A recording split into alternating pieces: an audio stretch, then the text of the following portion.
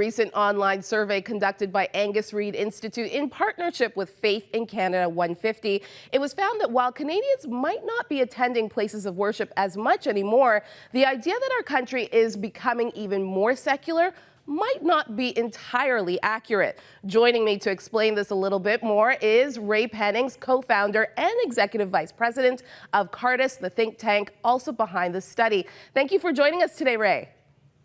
Thank you for having me. So tell us, why do this study? Well, as part of Canada's 150th celebration in 2017, we thought it was important that the stories of faith, past, present, and future, be told. Faith is not well understood in the public square, and so we wanted to find reasons to share with Canadians and engage Canadians in a discussion about the important role that faith has played in Canada's history. So you found that 19% of the total population are non-believers, 30% are spiritually uncertain, 30% are privately faithful, and 21% are religiously committed. This is kind of good news. Can you explain the categories and how you came up with them? Well, we allowed people to self-identify through a series of questions and then categorize them based on those behaviors. So essentially what you have is 20% of the population for whom faith is a major part of their identity. These are the people who are participating in communities of worship. These are people who are very active in their faith life. On the other extreme, you have 19% of the Canadians, almost an identical amount, who are very hostile to faith. They think faith generally is a bad thing. They are concerned about the influence of faith in the public square.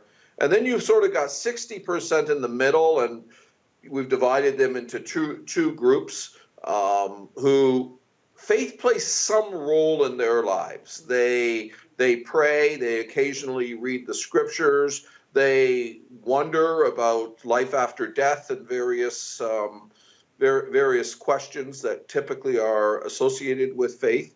So at varying degrees, 80% of the population on a fairly regular basis thinks about issues of faith, and it has an effect in their lives. Wow. I mean, you know, being a host of a Christian television show, when I hear that, I'm like, wow, that's really good news, because I think so many times we've heard that maybe, you know, Canada is going more secular and we're shunning our faith. But the idea is people are holding that privately. They might not be outspoken about it, but they do hold on to their faith in some way.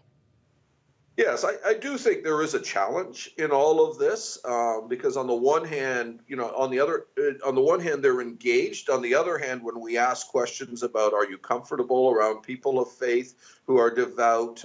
Is faith a positive or a negative thing? There are some concerning statistics that came out in the midst of all of this. Mm-hmm. I think what it tells us is that the story of faith is not well understood, and that institutions of faith are having challenges in terms of dealing with many of their members and potential members.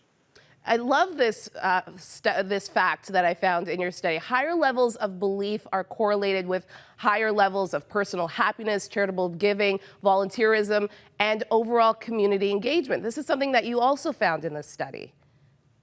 It is interesting when we take a look at faith in the context of citizenship, and that's really what the study is about. We're looking at Canada at its 150th anniversary, and we're looking at the role and story that faith plays.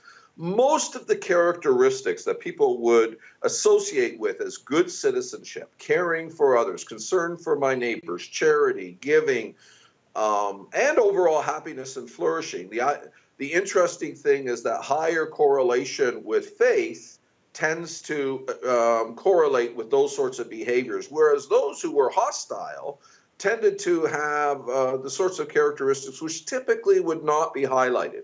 Now, I want to make very clear that whenever you do a survey of this, we're not saying that everyone in one category is perfect and everyone in another category has none of these characteristics at all. It's very important when you're looking at data of this sort that you're associating general tendencies of a larger group. There are obviously many exceptions in both categories. So we have 1 minute left, Ray. What is the big takeaway, especially for places of worship, when it comes to this study?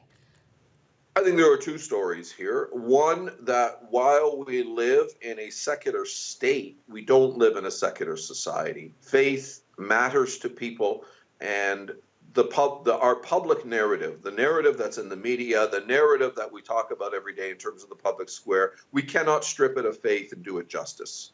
I think the second is a challenge to faith institutions and people of faith, that we need to do a much better job of explaining ourselves. That faith isn't just about a personal, private religious beliefs, nor is it about a certain contentious moral issues. It affects everything we do. It affects how we view and care for our neighbor, and how, in fact, we understand what it means to be Canadian.